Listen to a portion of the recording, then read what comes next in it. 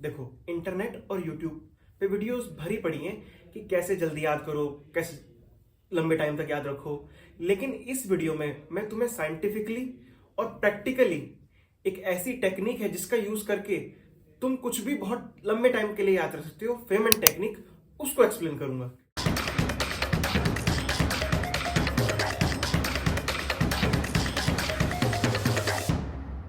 तो सबसे पहले ये समझते हैं कि क्या साइंस है इस टेक्निक के पीछे, जिसको फेमन टेक्निक कहा गया। तो एक वर्ड आता है एक्टिव रिकॉल। मतलब अगर तुम किसी भी चीज में एक्टिव रिकॉल की साइंस अप्लाई कर रहे हो तो तुम्हें वो चीज बहुत लंबे टाइम तक याद रहेगी। तो एक्टिव रिकॉल में होता क्या है, तो ब्रेन के दो एरिया है, एक है प्रीफ्रंटल कॉर्टेक्स, एक पीछे की तरफ है हिपोकैम्पस। प्रीफ्रंटल कॉर्टेक्स तो जो भी तुम काम कर रहे हो उसको करने में हेल्प करता है, और जो हिपोकैम्पस है वहां पे सारी चीजें रजिस्टर होती है। जितना ज्यादा तुम उस काम में इन्वॉल्व होगे उतनी ज्यादा हिपोकैम्पस में रजिस्ट्री बढ़ेगी और उतने लंबे टाइम तक तुम्हें कोई भी चीज याद रखेगी। तो अब हमें करना क्या है कि हमें हिपोकैम्पस में जो भी हम पढ़ रहे हैं, जो भी याद कर रहे हैं, जो भी काम कर रहे हैं, उसका रजिस्ट्रेशन बढ़ाना है। तो वो कैसे हम बढ़ाएंगे, वो हम बढ़ाएंगे फेमन टेक्निक का यूज करके। तो फेमन टेक्निक के पहले चलो स्टेप्स देख लेते हैं।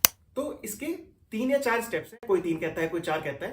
पहला स्टेप है कोई भी टॉपिक चूज करो। अब तुम वही टॉपिक चूज करो जिसको लेके तुम बहुत क्यूरियस हो पढ़ने के लिए। ऐसा नहीं है कि चलो आज ये पढ़ लेते हैं, ऐसा नहीं करना। क्यूरियोसिटी आनी चाहिए कि मैं सीखना चाहता हूं, तो क्योंकि ये पहला स्टेप है, ये तुम्हें हेल्प करेगा बहुत अच्छे से कुछ भी इनिशिएट करने के लिए, टेक ऑफ करने के लिए।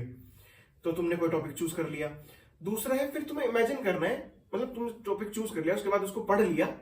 अब तुम्हें क्या करना है, अब तुम्हें इमेजिन करना है कि मान लो कि तुम किसी छोटे बच्चे को पढ़ाते तो कैसे पढ़ाते।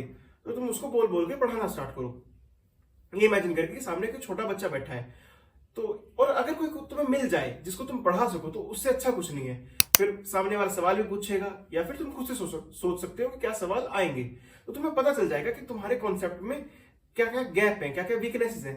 फिर तुम वापस से रिसोर्स मटेरियल पे जाओगे, फिर से उनको रिव्यू करोगे, और फिर से अपना टॉपिक की स्ट्रेंथ बढ़ाओगे, अपने टॉपिक को और स्ट्रॉन्ग करोगे, और तुम फिर से किसी को एक्सप्लेन करोगे। ये प्रोसेस 2 या 3 बार करने के बाद तुम उस टॉपिक में मास्टर हो जाओगे और तुम्हें वो हमेशा के लिए याद रहेगा। अब मैं तुम्हें प्रैक्टिकल तरीके से समझाता हूं रियल लाइफ में कैसे होता है।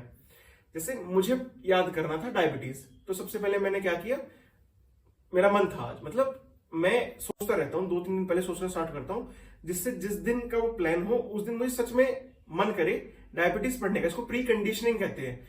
तो मैं 2-3 दिन से सोच रहा diabetes diabetes diabetes, Google task पे लिख लिया कि डायबिटीज पढ़ना है। तो आज का दिन डिसाइड हुआ, मान लो कि आज डायबिटीज पढ़ना है। ठीक है, तो सबसे पहले मैंने नोट्स बनाए। ठीक है, ये नोट्स बनाए। उसके बाद मैंने क्या काम किया, अब मैं मेडिकल इंस्टीट्यूट में हूं तो मेरे पास जूनियर्स होते हैं, तो मैं उनको पकड़ लेता हूं कि भाई तुमको मैं आज ही पढ़ाऊंगा, 10 या 15 मिनट में मैं उन्हें पढ़ा देता हूं।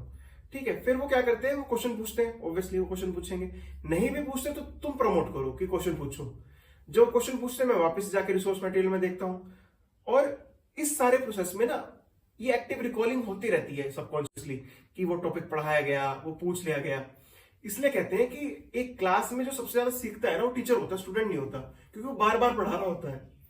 तो अब मैंने उसको पढ़ाया, फिर एक्टिव रिकॉल किया, फिर अपने इस टॉपिक को और स्ट्रेंथन किया, और फिर से जाके किसी और को पढ़ा दिया।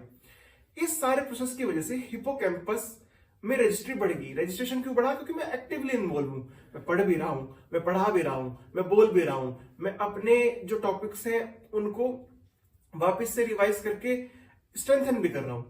और अगर तुम्हें ये देखना है कि किसने सबसे ज्यादा इस चीज को यूज किया है, तो खुद रिचर्ड फीमन ने, जिन्होंने इस टेक्निक को बनाया, वो एक फिजिसिस्ट थे, नोबेल प्राइज में मिला उनको, और वो बहुत अच्छे से फिजिक्स को एक्सप्लेन करते थे बहुत ही सिंपल शब्दों में। उनके यूट्यूब पे वीडियो भी है, तुम चाहो तो देख सकते हो।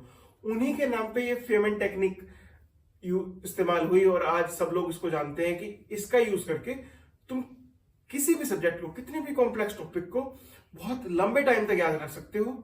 ठीक है, अगर तुम्हें कोई और टेक्निक पता हो जो इससे भी अच्छी हो तो तुम कमेंट सेक्शन में बताओ। मैं उस पर रिसर्च करूंगा कि कोई रिसर्च पेपर है कि नहीं, और कोशिश करूंगा उस पर वीडियो बनाने के लिए। Thank you.